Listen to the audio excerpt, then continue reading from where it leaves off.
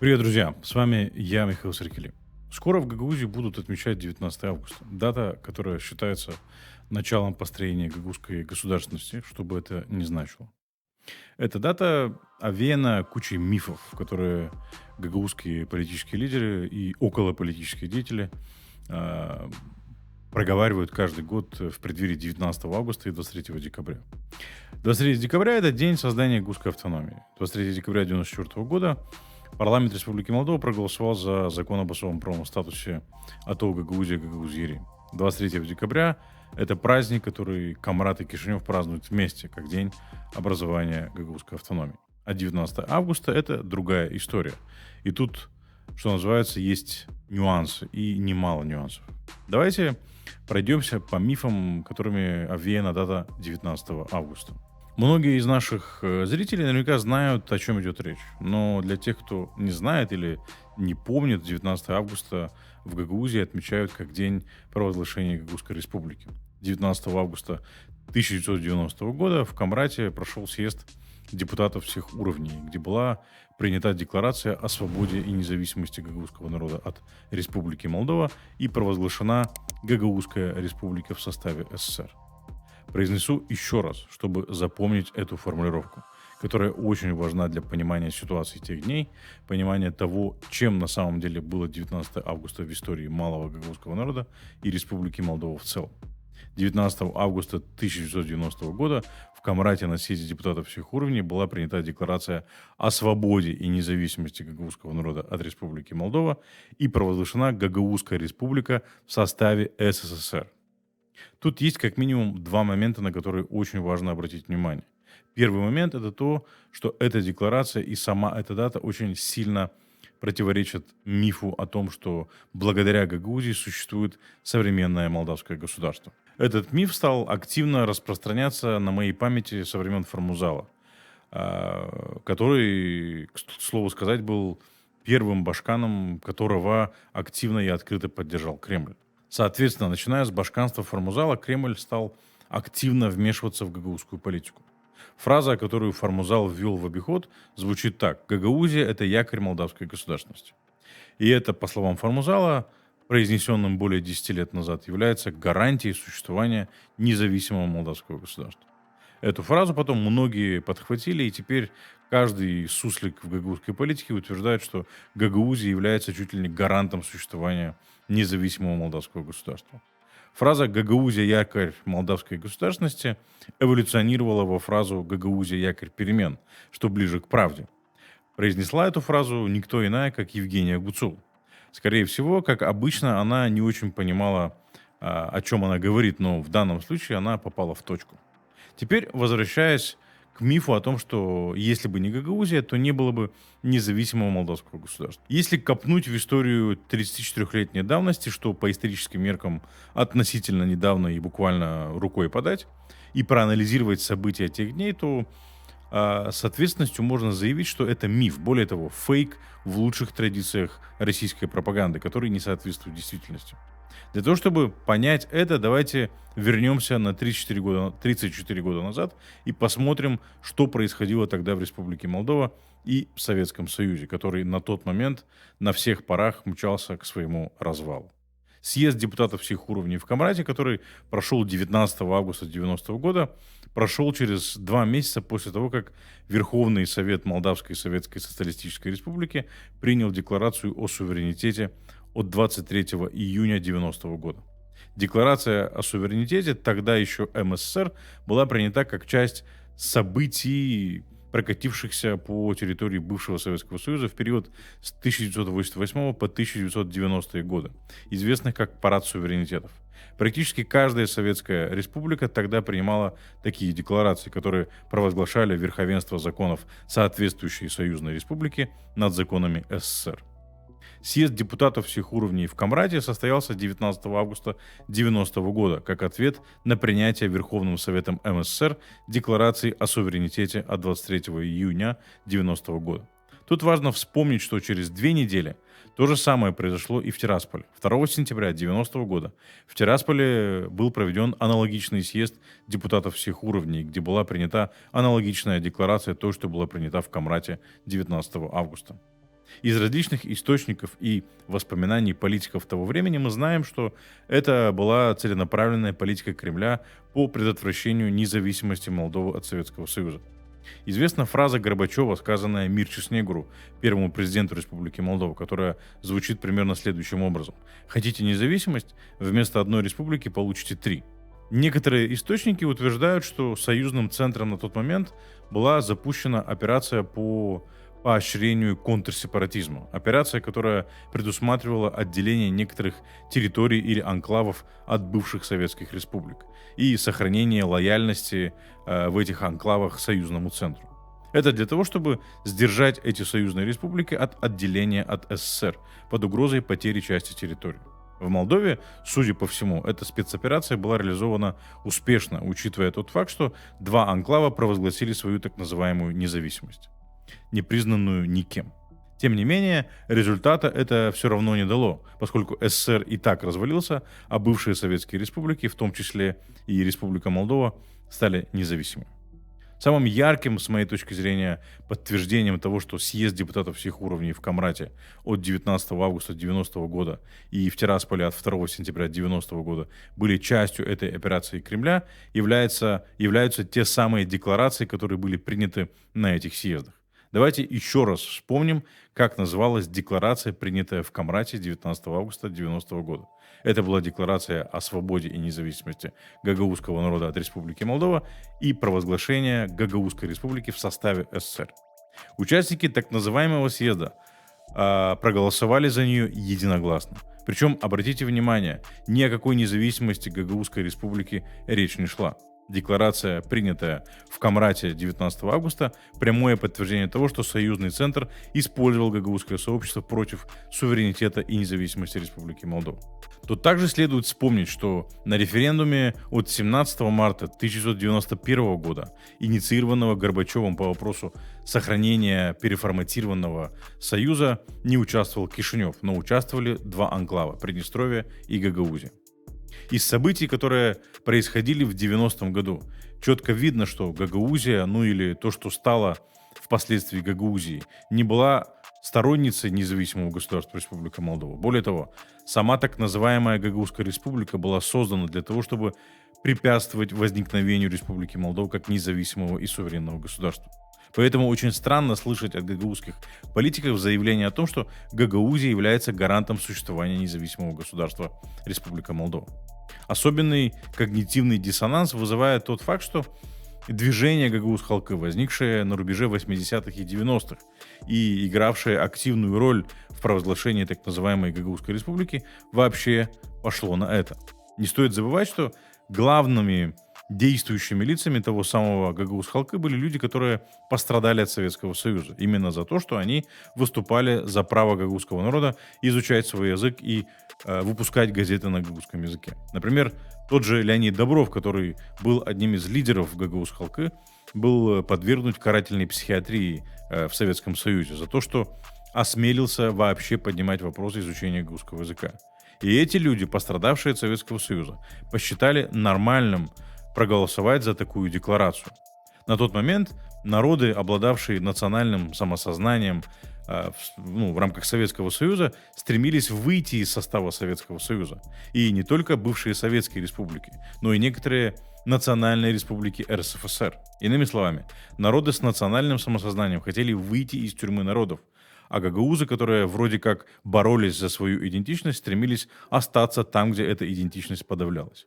Логичным в той ситуации для политических лидеров гагаузского народа было бы бороться за независимость Республики Молдова вместе с молдавским народом, а не препятствовать ей. И как мы видим, сейчас существование независимого государства Республика Молдова дает гарантию существования гагаузской автономии и самобытности гагаузского народа. Но вместо того, чтобы ценить это и способствовать укреплению независимого государства Республика Молдова, гагаузское сообщество и его политические лидеры всячески препятствуют этому и продолжают оставаться инструментом Кремля в его попытках возродить Советский Союз. 34 года назад они были инструментом, который Кремль использовал для предотвращения развала Советского Союза. А теперь Кремль использует гагаузское сообщество в попытках возродить Советский Союз. И поэтому мы приходим к выводу, что провозглашение так называемой Гагаузской республики не имеет ничего общего с сохранением гагаузской идентичности. Более того, к моменту проведения того самого съезда от 19 августа 90 года практически все гагаузское из движения Гагауз-Халкы было выхолощено. И Гагауз-Халкы превратился в политическую силу, фактически выступающую за статус-кво в Гагаузии, то есть сохранение русского языка как основного языка общения среди гагаузов. Миф о том, что Гагаузия — это гарант существования независимого молдавского государства, не что иное, как продукт российской пропаганды, которая является наследницей советской пропаганды, где черное выдается за белое, а белое выдается за черное. Так и здесь. Борцами за молдавскую независимость пытаются представить тех, кто всячески выступал против этой независимости. Теперь пройдем к мифу о том, что Гагаузская республика, как этап создания гагаузской автономии, есть результат борьбы гагаузского народа за свою государственность, что бы это ни значило. К слову сказать, 19 августа в автономии отмечается как День единства народа Гагаузии. Этот день, по мнению гагаузских политических сусликов, демонстрирует потенциал гагаузского народа и его способность бороться за свои интересы. Тут сам по себе возникает вопрос, о каком потенциале можно говорить, если мы имеем дело с абсолютно неосознанными действиями, вызванными страхами, навязанными советской пропагандой перед пресловутой унирией и румынизацией. Теперь, оглядываясь назад, мы понимаем, что никакая унирия не была возможна, потому что Румынии было не до этого после издевательства режима Чаушеску над румынским народом. Эта страна была занята выходом из глубочайшего экономического, политического и социального кризиса, в который вверг эту страну режим Чаушеску. Ни о какой унире румыны не думали ни тогда, ни сейчас. Но гагаузы очень сильно боялись румынизации, и унири, как 3-4 года назад, также боятся и сегодня. И как, извините за вопрос, народ, который запугивают и страхами которого манипулируют, может добиваться чего-то осознанного, когда он не понимает реальное положение дел в мире и в стране. И тем более не понимает, за что стоит бороться, а за что нет. Если бы гагаузский народ и его лидеры понимали, в чем истинный интерес гагаузского народа, то они боролись бы за независимость Республики Молдова, а не за сохранение Советского Союза. И дальнейшая история так называемой Гагаузской республики показала, что у нее нет никакого потенциала. Социальная сфера, сфера здравоохранения, сфера образования, правоохранительные и судебные органы на территории так называемой Гагаузской республики подчинялись Кишиневу. Соответственно, учителя, медики, полицейские и другие служащие бюджетной сферы в так называемой Гагаузской республике получали зарплаты, а пенсионеры получали пенсии из бюджета Республики Молдова. И жители так называемой Гагаузской республики, как и все жители Республики Молдова, получали паспорта Республики Молдова, то есть были гражданами Республики Молдова, пользовались валютой Республики Молдова. Выпускники школ на территории так называемой Гагаузской республики получали аттестаты общегосударственного образца Республики Молдова. То есть никакой независимости и государственности по факту не было. У так называемой Гагаузской республики. Гагаузская республика и ее власть распространялась на здание в центре Камрата, где располагался так называемый президент, Верховный Совет и исполком так называемой Гагаузской республики. Кроме них у Гагаузской республики было еще одно военизированное подразделение под названием батальон Буджак, которое в основном занималось незаконной экспроприацией, а по сути воровством урожаев с полей. А все остальные жители так называемой Гагаузской республики жили в правовом поле Республики Молдова. 19 августа почти сакральная дата для части политиков в Гагаузии, хотя эту дату празднуют как-то очень странно. На официальном уровне эту дату особо широко не празднуют. По крайней мере, так было до сих пор. Например, при Георгии Табунщике в этот день вообще учредили День города Камрата, чтобы предотвратить любые попытки массово отмечать эту дату. Если говорить о гагаузском народе, то 19 августа не стало национальным праздником для гагаузов. Многие даже вряд ли смогут сказать, что было 19 августа 1990 года. Но есть определенная группа гагаузских политиков, для которых эта дата сакральная, как для путинского режима сакрален День Победы. Более того, дата 19 августа и идея так называемой Гагаузской республики стала использоваться некоторыми по принципу «можем повторить». Некоторые гагаузские политики недавно пытались даже запугать Кишинев тем, что в Гагаузии якобы есть люди, которые умеют держать оружие в руках. Но чего мы не видим и чего действительно не хватает, это рефлексии по поводу этой даты. Что это было и что это дало гагаузскому сообществу. Многие могут сказать, как что?